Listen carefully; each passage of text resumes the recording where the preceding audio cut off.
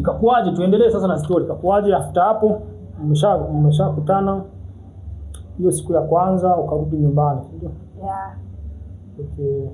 After kurudi nyumbani situation iliendelea kama kawaida ama?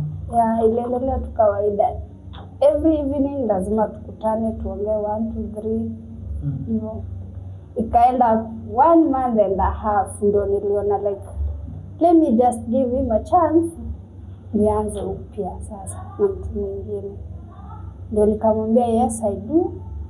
We started a relationship. Okay. Hapo venye umeongea hivyo naona ni kama kuna kitu ambacho ulikuwa unakiogopa sije kikatokelezea tena. Exactly. So ni kitu gani hicho? Ambacho ulikuwa unahofia, unaona hii kitu wewe mtu nikimkubalia mapema labda anaweza nifanya mbaya hivi. Kitu gani kimewahi kutokezea yani ukapokea hiyo wasiwasi? Kuonyesha mwanaume unampenda sana. Before yeye akwambia nakupenda sana. Si ndio mzuri? No. Juu wewe ukikuja niambia I love you. Si mambo imekuwa rahisi sasa, kwani changamoto inatokezea wapi? Like ukionyesha mwanaume weakness yako like unampenda zaidi, kuna ile kiwango anakutesa.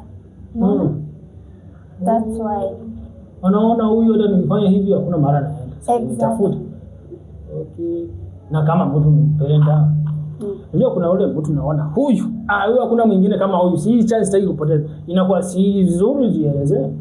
Mtu katai, but kuna ile miki kwangu nilijiwekea sitawahi penda mwanaume ile to an extent vile nilikuwa napenda mwingine, unaona?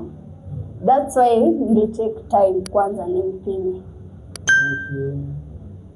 Okay. Kumaanisha hujawahi tongoza